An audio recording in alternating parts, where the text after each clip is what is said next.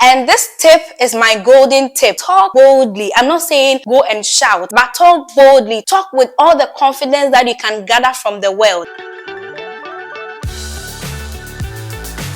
Hi guys, welcome to my channel. My name is Midwife Jamie. On my channel, I talk about life in the UK, midwifery practice in the UK, and I share my experience as an immigrant living in the UK as well. If any of these topics interest you, please don't forget to subscribe, hit the like button, and share the video to your friends. To my returning subscribers, thank you so much for coming back here to support me every day. I really appreciate what you do for me. It seems really hard finding jobs in the UK these days as overseas trainers and midwives, but I have got tips for you to be able to nail your interview at once to get job offers to relocate as overseas trainers or midwife to practice in the UK. To those who have crossed this line, congratulations. To those who are about to get to this point of getting an interview and then passing it, I wish you all the best and I say more power to your elbow. Before we get to answer some interview questions that are likely for NHS Trust to ask you as an overseas trained midwife, let's get these tips down first. For overseas trained nurses and midwives, the interview is virtual. So let's see what you need to do to be able to get everything right. The first tip I'm going to talk about is get a working laptop and a good phone if you are going to use a phone, and make sure that the internet is working. Look for a place where the internet connection is great and pitch your chair there. The second thing is to ensure that the place is really quiet. You don't want to miss on everything that they are saying to be asking, can you come again? Can you come again? Get a quiet place that would help facilitate the interview smoothly for you. It's for your benefit. The third one is be on time. Make sure that you have noticed the time zones. So in the mail that they have sent you, if it is GMT, pay attention to it. Whichever time zone they are giving you, look at it well so that you don't miss the interview by an hour, or you sit down for an hour just waiting for them and it's not time at their end. So take note of their time zones. The fourth thing is make sure that you have all the required documents at hand, just by the table or just on the table that you are sitting for the interview. You don't now need to get up to go and say, I'm sorry, I need to bring my CBT results. No, they would state what you need to have with you at the time of the interview. So if they need your IELTS result, CBT result, passport, they have already told you in the email. Make sure that you have all those things prepared, ready for the interview. The moment they ask you, can you show us your CBT results, you quickly show it to the camera like that. The next tip I'm talking about is dress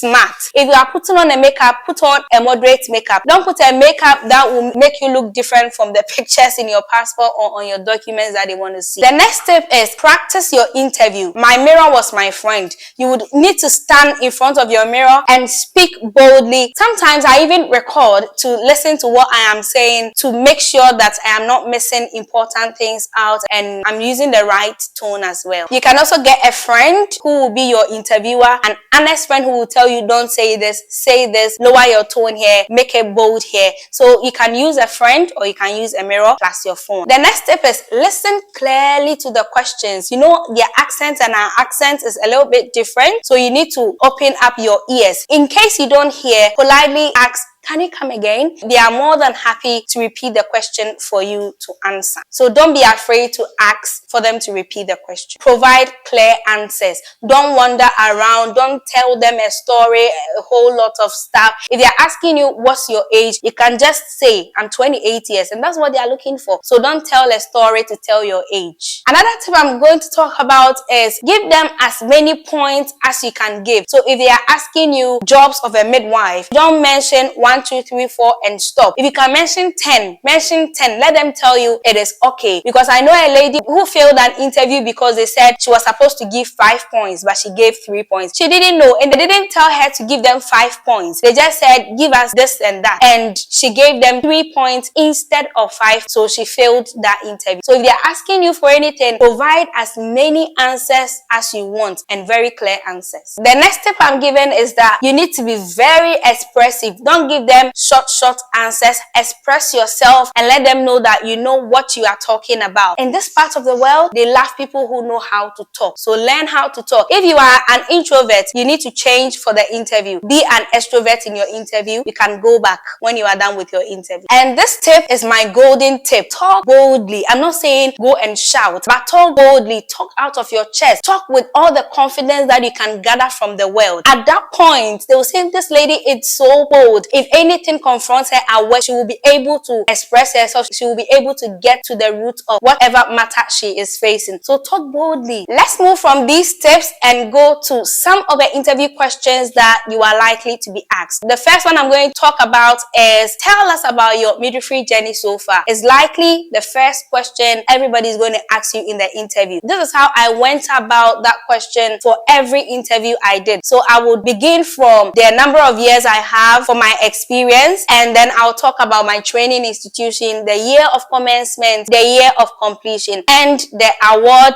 that was given to me. I mean, the certificate that was given to me, where I did my rotation or national service, and the hospital where I worked, the areas where I worked at. So for example, you can say that my name is Akuya. I have got 4 years of experience in midwifery. I started my training at Nursing and Midwifery Training College in 2014, completed successfully in 2017, and I was awarded a diploma in midwifery. I did my rotation in Konfanochi Teaching Hospital for a whole year, where I rotated through several wards and I gained a lot of experience under supervision. You need to tell them something like this, and then you need to let them know that all those experiences that you have gathered, you have held them in your heart to work wherever you are going to work. The next question you might be asked is, why do you want to work in the NHS Trust? So they can just say, why the NHS Trust, my dear? You can say that the NHS Trust is one of the biggest healthcare systems in the whole world and the biggest employer in the UK. So you are looking forward to work with the NHS because you are hopeful to meet a lot of knowledgeable people who are passionate as well in terms of rendering care to their patients. And you can also mention you want to work with them because of quality of life, experience, training, and career progression as well, because in the NHS Trust there is training every day. And the last thing I would mention is diversity, because it's so beautiful here, because you see everybody working together. So you can say that you are happy to work in an environment where diversity is prominent, and you would also be valued as a midwife. You don't want to work in a place where you will not be regarded. Some NHS Trusts will ask you, have you read any reports on the media concerning the struggles that maternity is going through in the UK? I was asked this question in one of my interviews, and fortunately for me, I knew about a report they call Ockendon's report. So please go and read about Ockendon's report. It's a report about maternity service, the shortfalls in the maternity practice. For instance, if there's a maternal death, they are going to dive into it, find out the causes and why it could not be prevented and how it could have been prevented, and the support that they are going to give to the family, and any strategies they are going to put in place to avoid or reduce that incidence that keeps happening. Have a read of it. You can also read about Embrace as well on the internet or on the UK website. Another question you are likely to be asked is, how are you going to prioritize your workload? Stress is inevitable in a midwifery practice in the UK. So if they are asking you a question like this, they are looking forward to hear you say that you are going to prioritize your work by handover. You need to recognize that the patient on bed A needs more attention than the patient on bed B. So you need to let them know that you are going to prioritize your work from the handover you receive from the previous shift. The next one, you can also say delegating your work